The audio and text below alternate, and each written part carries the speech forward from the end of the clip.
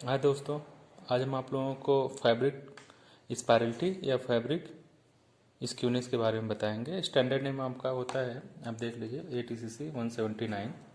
ठीक, इसका जो वॉशिंग का प्रोसेस है वो सेम लाइक है श्रिंकेज है, और बस इसमें क्या होता है पैटर्न की चेंजिंग है। और यहाँ पे आपके 3 ऑप्शन है।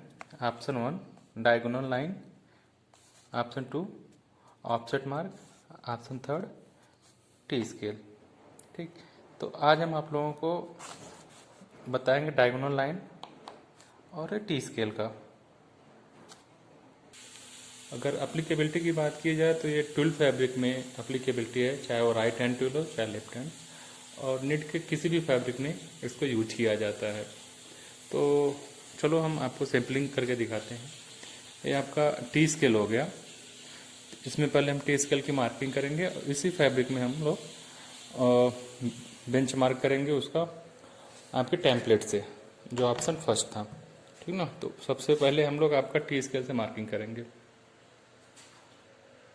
ये आपका ट्विल फैब्रिक है, यहाँ पे आप देखेंगे सेल्वेज हो गया, तो सेल्वेज के डायरेक्शन में ही हम लोग टी स्केल रखेंगे और मार्किंग करेंगे।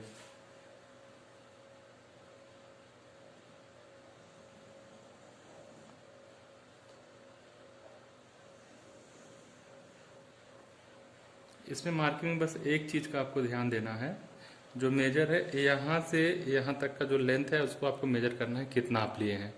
तो हम लोग 25 लेते हैं, तो 25 हम लोग यहाँ पे मार्क कर दिए हैं कि हम लोग 25 लिए हैं। यहाँ पे हमारा 25 आएगा, कहाँ से? इनिशियल से यहाँ तक 25। ठीक ना, तो ये आपका टी स्केल मेथड हो गया। सेम ऐसे हम आपको टेम्पलेट से दिखाएंगे। अगर आपके पास टी स्केल नहीं है तो आप ऑप्शन फर्स्ट को भी कर सकते हैं। तो टी स्केल हटाने के बाद आप देखिए कुछ ऐसा लगेगा व्यू आपका। यहाँ से यहाँ तक जो हो गया 25 हो गया। स्केल से मैं दिखा दे रहा हूँ आपको।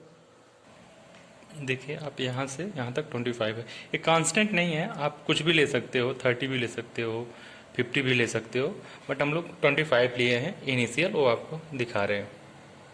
उसी फैब्रिक में हम लोग श्रिंकेज के टेम्पलेट लेके मार्किंग करेंगे।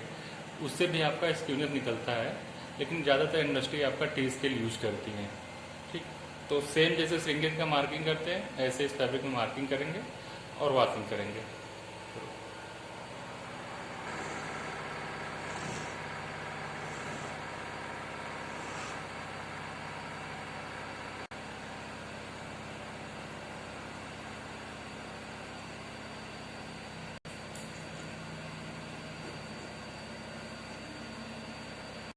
मार्किंग हो गई है।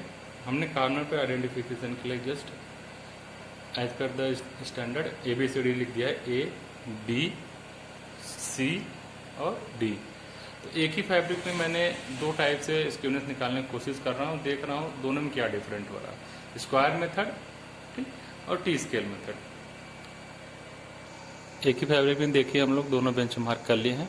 अब इसका जो वॉशिंग प्रोसीजर है ना, सेम एज श्रिंकेज का है, जैसा मैंने अपने वीडियो में बताया है, सेम वही फॉलो करेंगे और उसके बाद चेक करेंगे। इस अपने स्पेसिमेन को हम अपने फ्रंट लोड वॉशिंग मशीन में 1.8 kg लोड डाल के प्लस 66 ग्राम सर्फ एक्सल और ATCC WOV 1993 डिटर्जेंट डाल के टेस्ट करेंगे। आपकी साइकिल लगभग 50-52 मिनट की होती है। उसके बाद हम इसको टम्बल ड्राई करेंगे, फिर आपको रिजल्ट दिखाएंगे दोनों में डिफरेंट कितना आ रहा है। तो हमारी फैब्रिक आफ्टर 1 वॉश हो गया है। हम लोग मशीन वॉश 30 डिग्री किए और टम्बल ड्राई। तो हम लोग सबसे पहले टी स्केल का डेविएशन कितना आ रहा है वो चेक करेंगे। डेविएशन इन द सेंस कि ये जो लकीर है हम लोग टी स्केल रख के वो चेक करेंगे। आपका ये जो नीचे वाली पैरेलल लाइन है उसको आप ये जो लाइन है इसके इक्वल रखना। अगर कुछ भी डेविएशन रहेगा तो आपको दिख जाएगा। ठीक ना, इसको देख लो एकदम स्ट्रेट हम लोग इसी पे फिक्स किए हैं। ठीक, अब इस वाले लाइन में अगर कुछ डेविएशन है ओरिजिनल वाले से तो वही हम लोग चेक करेंगे। तो यहाँ पे देखिए थोड़ा सा डेविएशन आ रहा है यहाँ पे। ठीक, या तो ऊपर आप भी देख सकते हो, हम लोग कितना डेविएशन है उसी को मेजर करेंगे।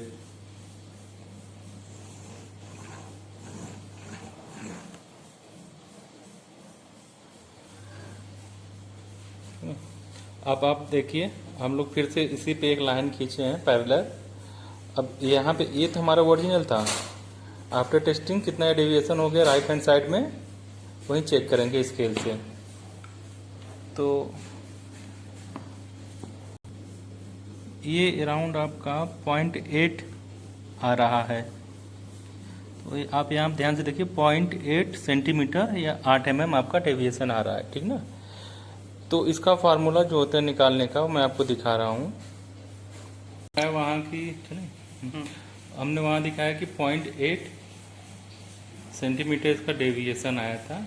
टोटल लेंथ हम लोग कितना लिए थे बताया मैंने स्टार्टिंग में 25 सेंटीमीटर लिए थे।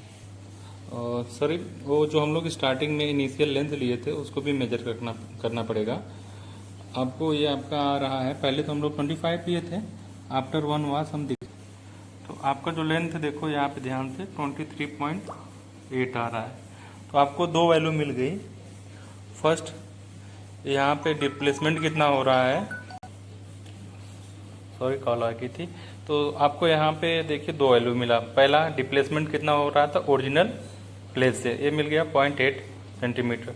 दूसरा जो हम यहाँ से यहाँ तक 25 सेंटीमीटर का मार्क किए थे वो हमारा कितना रहा 23.8।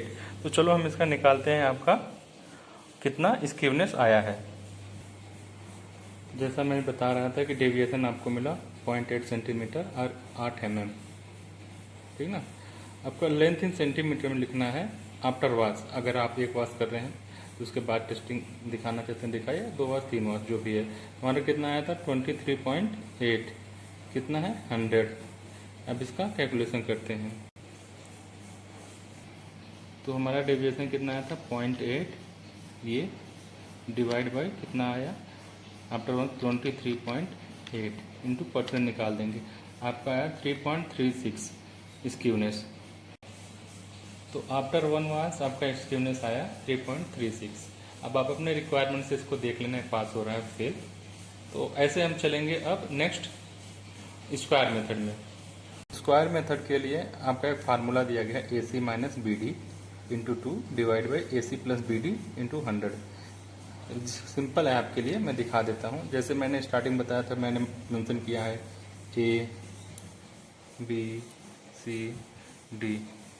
तो ये आपका AC हो गया यहाँ से यहाँ तक, ये वाला BD। यही फार्मूला में बस रखना है मेजरमेंट करके, ठीक ना।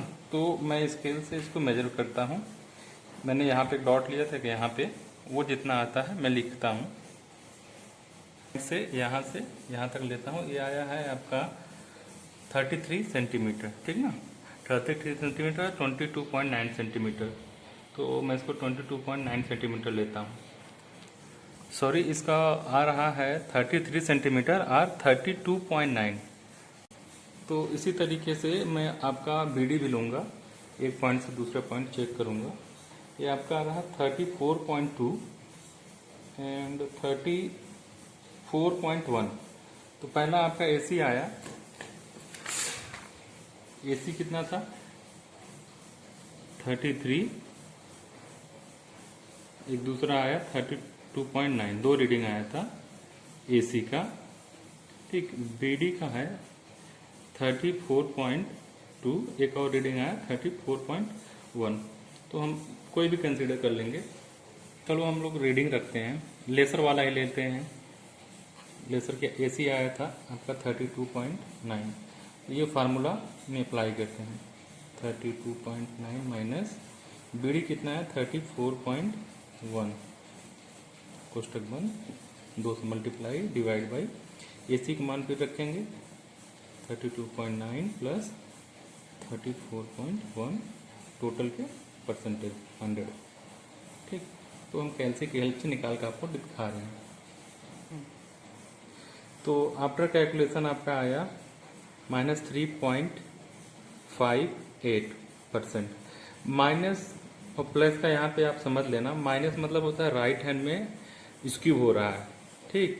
और प्लस मतलब लेफ्ट हैंड साइड में, क्योंकि जब आप रिपोर्ट करोगे कि -3.8 तो आपसे पैटर्न मास्टर पूछ सकता है माइनस मतलब क्या, तब आप उसको बताओगे माइनस मतलब कि राइट हैंड साइड में स्क्यूनेस भाग रहा है।